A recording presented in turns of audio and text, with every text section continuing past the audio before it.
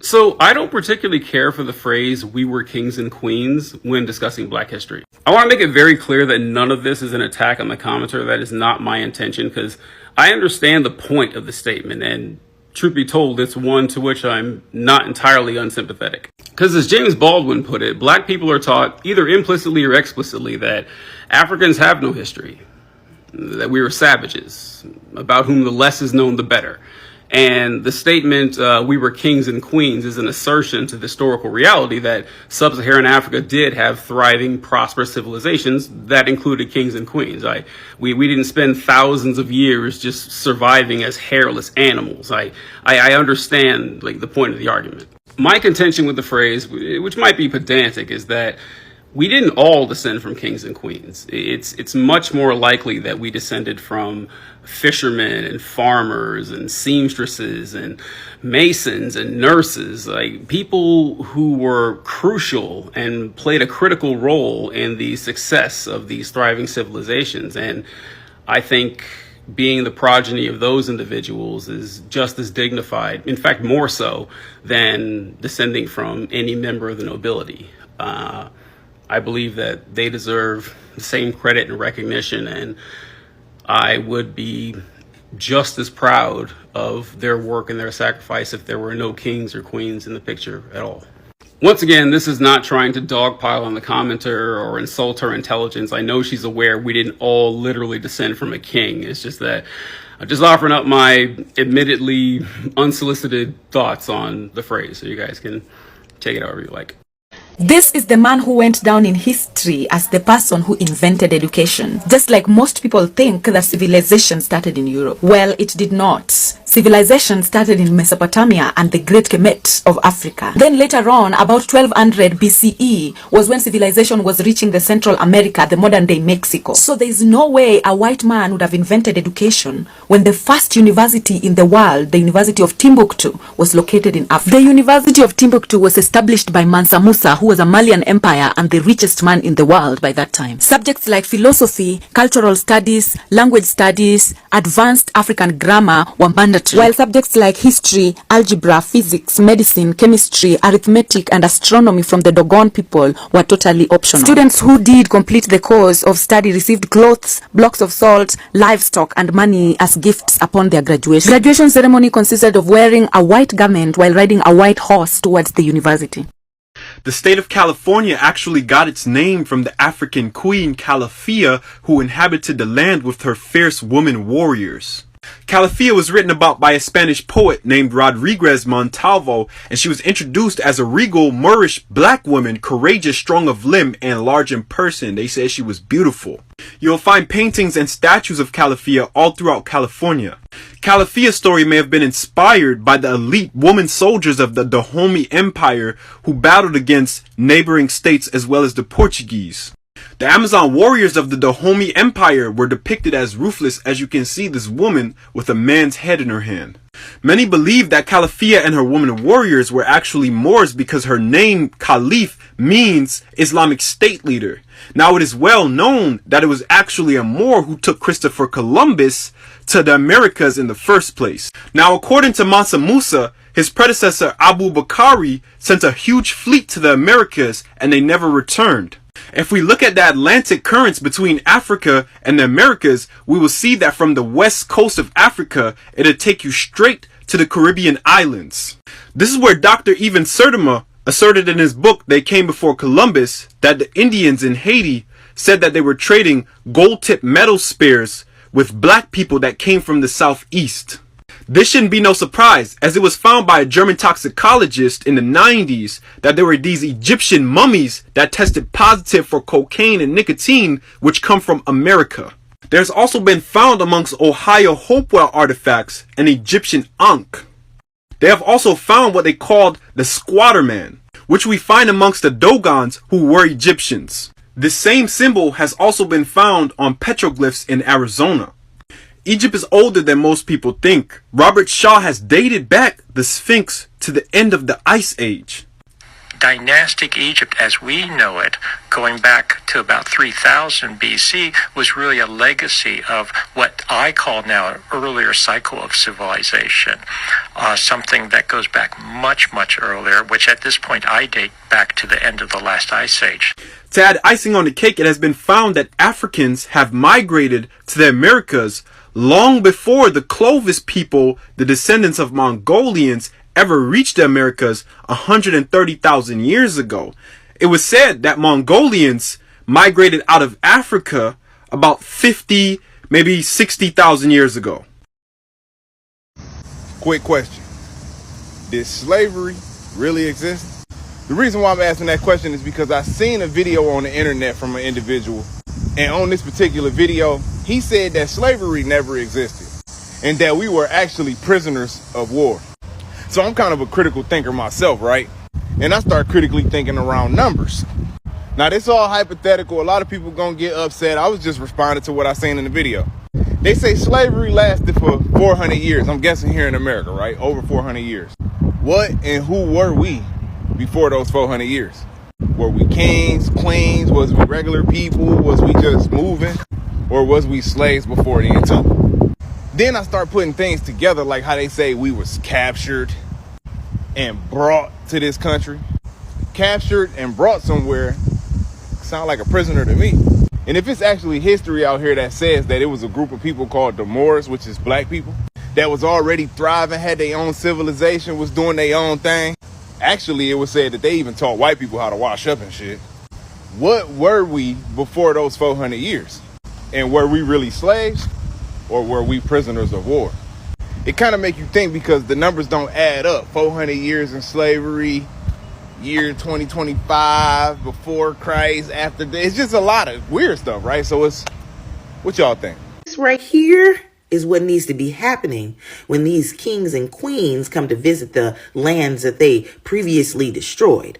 The Dutch king and queen are confronted by angry protesters on a visit to a slavery museum in South Africa. Angry protesters in Cape Town have confronted the king and queen of the Netherlands. You remember I did a video on that. Don't leave the Netherlands out. They was all up and through, okay?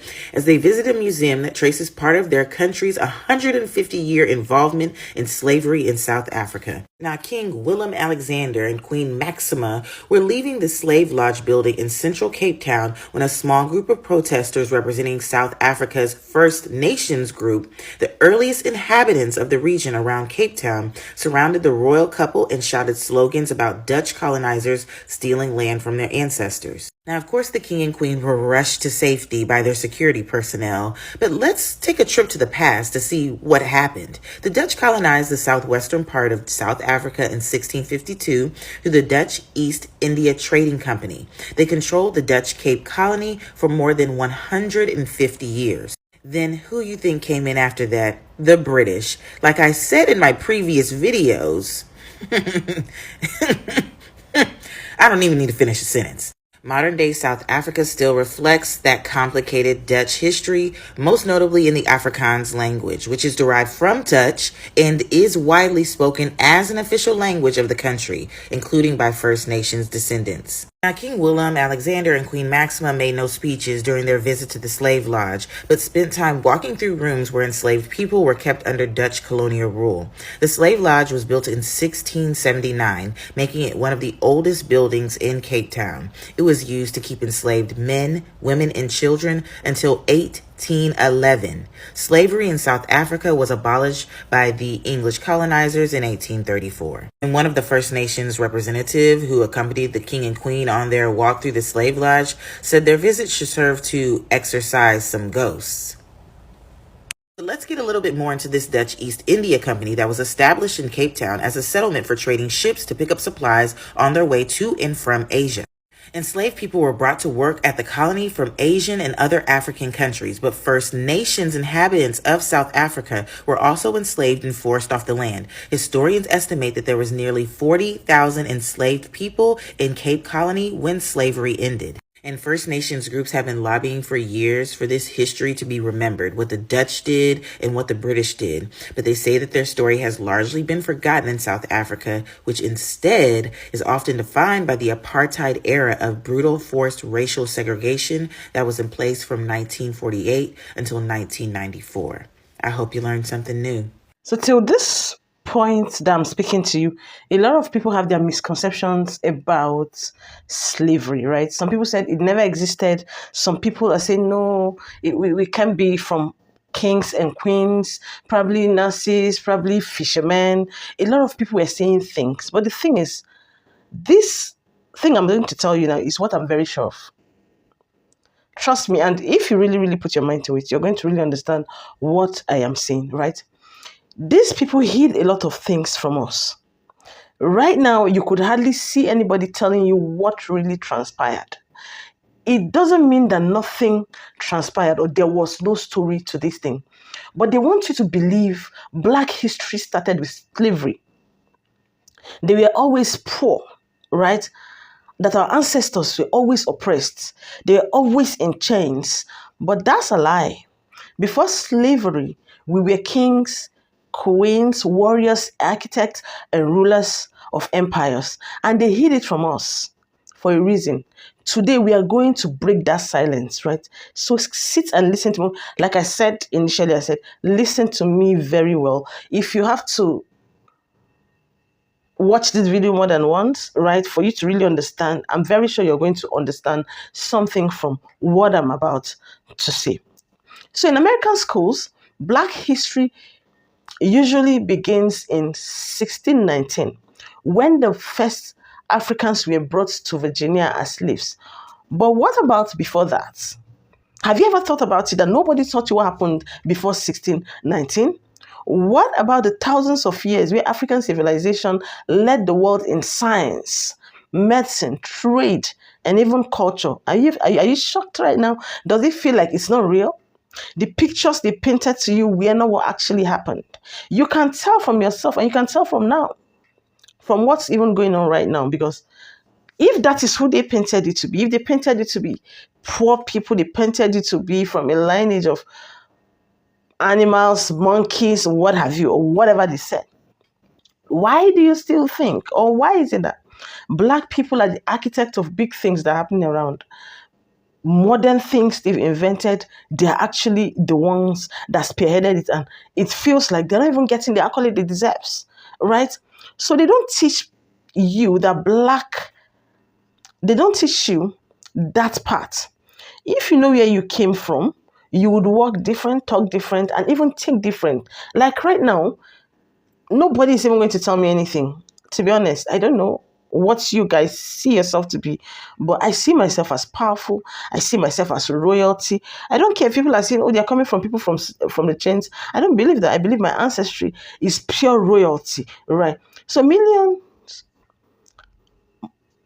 Mali, right, was one of the richest empires in the world history. Mansa Musa, the ruler of Mali in the 1300s, was so wealthy that when he traveled across Africa, he crashed entire economies with his gold.